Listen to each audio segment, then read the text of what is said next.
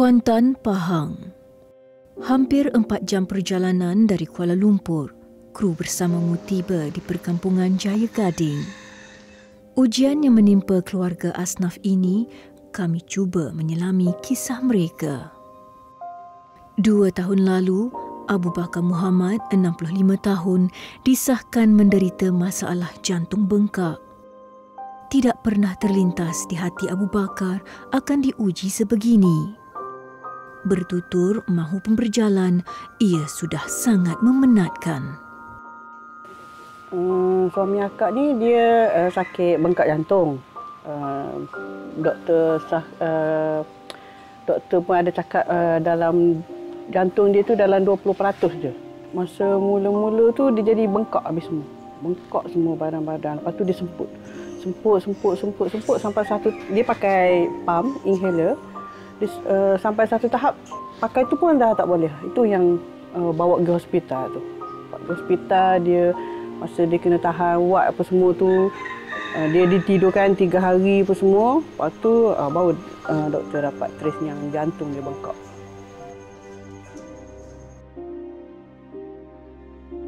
Ada kalanya Abu Bakar akan tercungap-cungap bagaikan akan terputus nyawanya.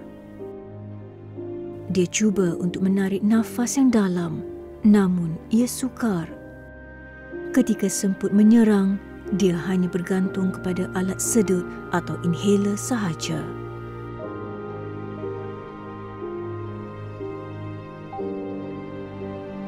Kalau dah semput yang teruk tu memang dia tak boleh berjalan lah. Memang dia tak boleh tinggal. Ada sekali masa tu tinggal sekejap lagi beli barang dapur. Dia kena, dia seorang, dia telefon dia kena. Dia suruh cepat balik lah, dia tak boleh nak bernafas dah. Nasib baik kebetulan ada anak-anak, dia balik, dia urut. Dia macam, bila dia kena macam tu, kita kena urut dia. Tapi kalau kata tak okey juga, pakai inhaler apa semua tak lepas, terpaksa pergi hospital. Banyak perubahan mendadak yang berlaku dalam kehidupan harian Abu Bakar. Kini, dia tidak lagi mampu untuk berjalan dengan jauh. Dia terpaksa duduk seketika untuk mencari nafas. Malah, dia juga sudah lama tidak dapat tidur yang mencukupi. Dia dah lama tak tidur macam orang normal. Memang dia sama ada dia duduk ataupun tidur kat kursi macam tu. Baring pun tak boleh, mengiring pun tak boleh. Sebab kalau baring macam jantung dia macam himpit kan. Tidur pun malam tak, orang kata tak tidur macam orang lah. Dia akan jaga 2 jam sekali jaga. 2 jam tu kita urut lah. Masa dia sedar tu memang dia sempat lah. Kita akan urut lah. Urut. Macam tu lah.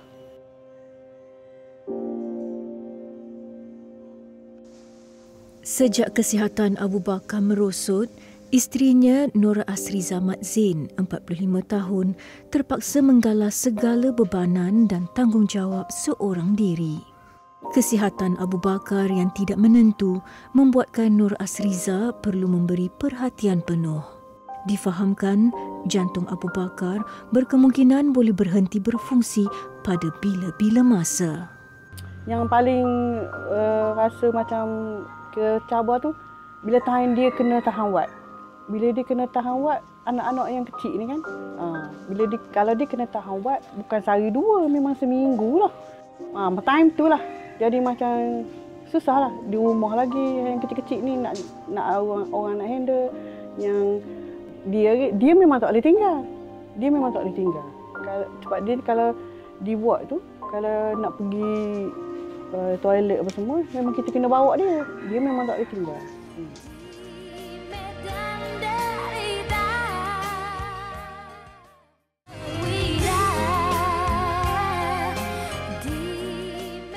Dia dah lama tak tidur macam orang normal. Sama ada dia duduk ataupun tidur kat kursi macam tu. Baring pun tak boleh, mengiring pun tak boleh.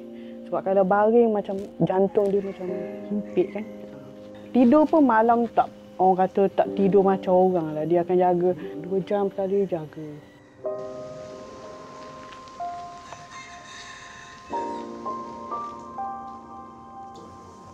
Abu Bakar dikurniakan 2 cahaya mata kelainan upaya. Muhammad Razin Akmal 19 tahun dan Nur Rabiatul Izwani 13 tahun. Biarpun istimewa, kesemua anak-anaknya bijak berdikari dalam menguruskan keperluan harian mereka. Akak ada 6 orang anak. 2 daripada 6 ni dia OKU. Yang seorang ni dia macam hyperaktif. Yang seorang lagi tu perempuan, masalah pendengaran. Tapi dia tak ada banyak masalah sangatlah sebab dia cuma pendengaran je kan. Dulu ada dia pakai alat bantuan tu tapi masa tu dia kecil. Sekarang ni dia dah besar. Jadi saiz tu dah tak muat dah kan. Kita pun tak ada rezeki nak pergi buat yang lain. Lepas tu dia tak pakai lah.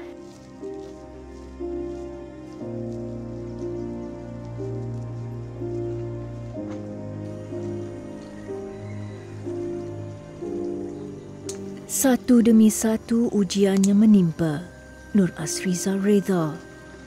Dia perlu kuat demi suami dan anak-anak. Keluarga ini memerlukan perbelanjaan yang tinggi bagi membiayai kos rawatan perubatan dan kos pengangkutan ke hospital. Kerana kesempitan wang, ada kalanya keluarga ini terpaksa mengikat perut. Selalu akak ni selalu tunjuk macam kuat je depan dia apa semua. Bila kita tak kuat, dia lagi tak kuat. Selalu cakap macam tu lah kat dia. Bila macam dia rasa macam, bila dia jadi macam tu, dia akan cakap, abah ni tak lama dah. Dia cakap gitu kan. Lepas tu dia kata, sabar kata. Kita boleh kata, slow-slow lah. Kalau dia sakit pun dia cakap macam tu lah. Sabar kata, slow-slow. Gitu lah. Selalu tunjuk kuat depan dia. Kalau kita tak tunjuk kuat depan dia, kita takut dia lagi teruk kan, lagi down. Bila dia down, kita pun down. Macam tu lah.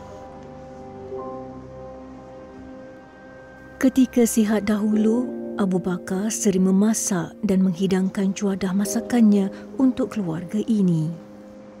Hari ini, hasil air tangan bapalah yang paling dirindui mereka semua.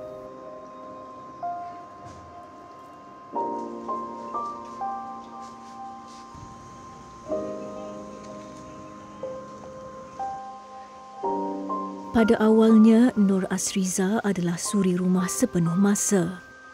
Apakan daya, kini dia perlu keluar bekerja di kedai makan untuk mencari rezeki. Mujur Nur Asriza sekeluarga turut menerima bantuan Jabatan Kebajikan Masyarakat sebanyak RM650 bagi meringankan beban mereka. Akak kerja kedai makan di sebelah malam lah. Sebab pagi akak kena settle anak-anak pergi sekolah, apa semua settle. Okay, kalau waktu siang tu, lepas akak kena settlekan semualah. Rumah apa semua, masak siap-siap ni nak tinggal untuk anak-anak ni. Tu pun kalau tengok keadaan apok lah. Kalau apok rasa macam okey boleh tinggal, akak pergi kerja. Kalau kata macam di keadaan teruk sangat tu, akak tak pergi kerja jugalah.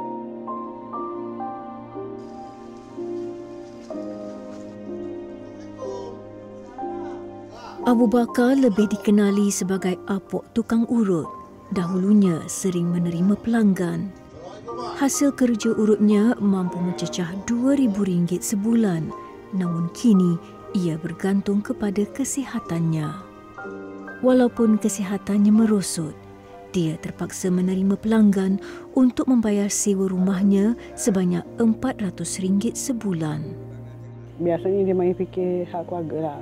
Sebab anak kecil-kecil lagi kan. Dia selalu cakap, Kek Gi kalau abah tak ada macam mana mama dengan anak-anak. Dia cakap macam tu je lah. Dia selalu fikir hak tu lah. Kek Gi kalau macam abah tak ada macam mana mama dengan anak-anak. So, macam pendapatan ni memang dia yang cari kan. Hatta ngurut dia semua. Sekarang ni macam tak boleh nak ngurut mana. Sebab semput kan. Gitu lah. Dia selalu cakap macam tu.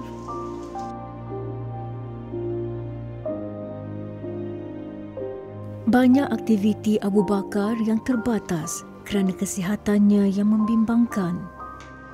Dia tidak pernah mengabaikan tanggungjawabnya dalam mendidik ilmu akhirat buat anak-anaknya. Bagi Abu Bakar, biarpun mereka tidak berjaya di dunia, namun ilmu akhirat mekar di dada.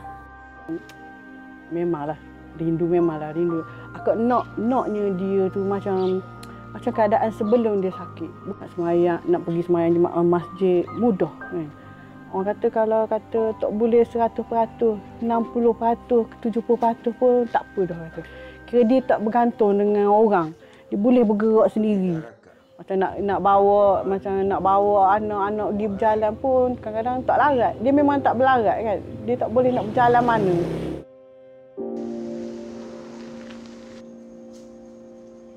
Rabiatul banyak membantu adik-adiknya, Kasih Farisha Alaisha 12 tahun dan Putri Raihana 11 tahun dalam pelajaran mereka.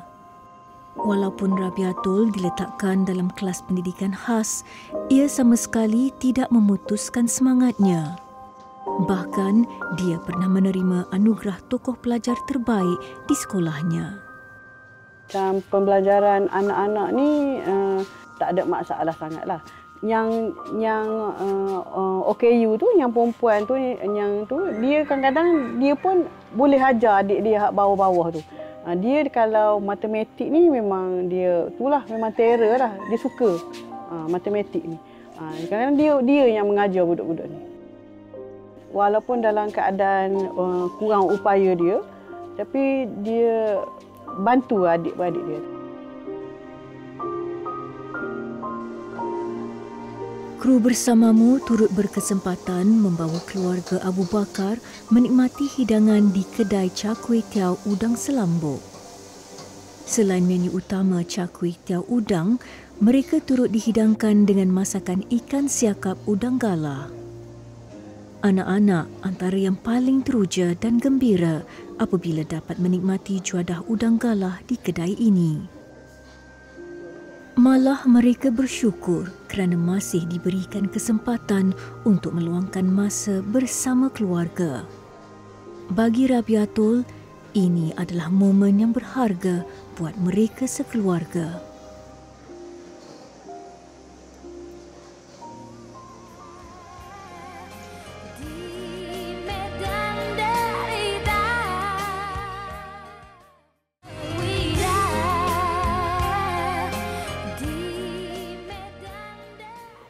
Kek Gi kalau abah tak ada macam mana mama dengan anak-anak dia cakap tu je lah. Dia selalu fikir hak tu lah. Kek Gi kalau macam abah tak ada macam mana mama dengan anak-anak nak hidup dia. Sebab macam pendapatan memang dia yang cari kan. Atas mengurut ni semua. Besar harapan mereka untuk melihat insan yang tersayang sembuh semula. Nur Asriza sangat merindui gelak tawa suaminya seperti dahulu. Doa dan zikir sentiasa meniti di bibir wanita ini. Apakan daya, dia akur inilah perjalanan hidup yang sudah tertulis buat suami dan keluarga. Benda tu bukan orang kata sekejap lah. Bila dia dah semput, macam orang lain nyawa tahu tak? Macam tak macam nak nyawa nak habis. Kita ada juga yang test tu kan. Nyawa dia dah sampai 92. Tapi nak pergi hospital tu kita main mikirlah nak tinggal rumah dia lagi kan. Urutlah. Urut sampai dia okey. Macam tu lah.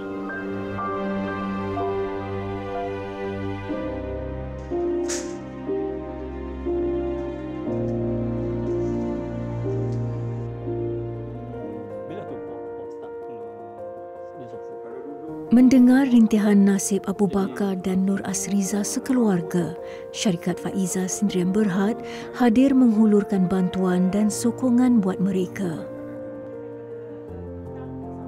Selain menyelami perjalanan hidup Abu Bakar sekeluarga, Kerani Kawalan Kredit Cawangan Pantai Timur Muhammad Syahidan Razali dan Pembantu Kawalan Kredit Hanif Supaat hadir menghulurkan sumbangan wang tunai untuk keluarga asnaf ini. Turut dibawa barangan asas dan keperluan seperti beras, kicap dan cili keluaran Syarikat Faiza.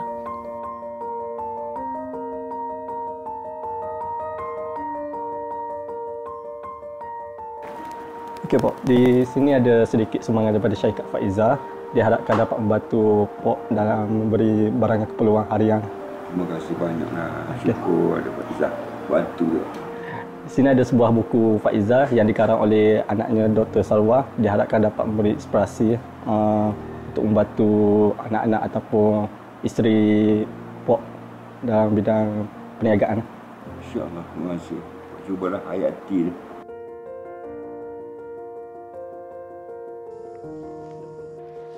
Assalamualaikum, Ji. Selain itu, keluarga Abu Bakar turut mendapat sumbangan ikhlas daripada pengarah projek KMDI Holding Sdn Bhd, Datuk Seri Ahmad Nazrul Muhammad.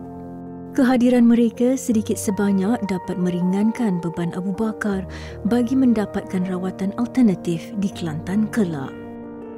Saya mengenali Haji Bakar ni dah lama, lebih kurang dalam 25 tahun yang lalu. Apa yang beban oleh dia, keluarga dia, kita cuba ringankan sebahagian untuk rawatan. Saya berharap agar kawan-kawan di luar sana pun boleh bantu Haji kerana dia memang amat memerlukan dalam masa sekarang untuk rawatan. Jadi gini je, saya ni ada sumbangan sikit untuk meringankan beban Haji sekeluarga. Lepas ni kita akan, insya-Allah kita akan bantu lagi. Ini baru permulaan lah, insya-Allah. Kawan-kawan yang mana kita rasa kita ada sikit, kita bantu. Bagi saya, ini adalah sumbangan ikhlas daripada saya, Ji. Sumbangan ikhlas, Ji. Allah, syukur sama saya. Kalau Datuk bantu ni syukur. Ya.